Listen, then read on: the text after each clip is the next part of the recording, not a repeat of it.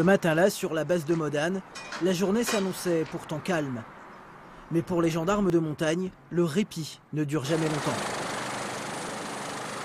13 h, le premier appel, le premier décollage.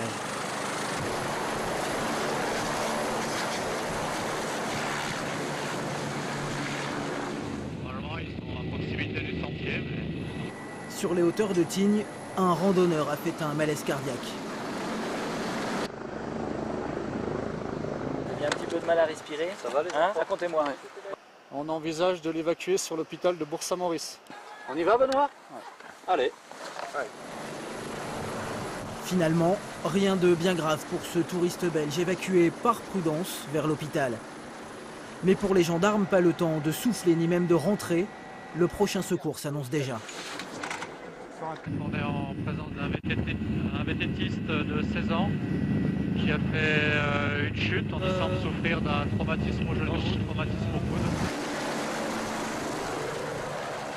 Le temps de conditionner les victimes, on sera d'ici à peu près 20 à 25 minutes. Celui-là ou pas? Oui. T'inquiète pas, tu me dis si ça te fait mal particulièrement. Ok.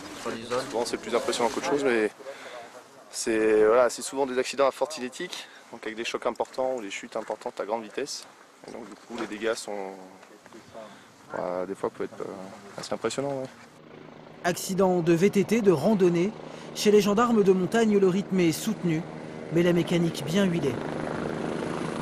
Ça varie entre 4, 5 et puis ça peut aller jusqu'à 8-9 secours par jour. Ici, on a une vallée qui est assez étendue. Un secours prend en gros 30 minutes à 40 minutes minimum.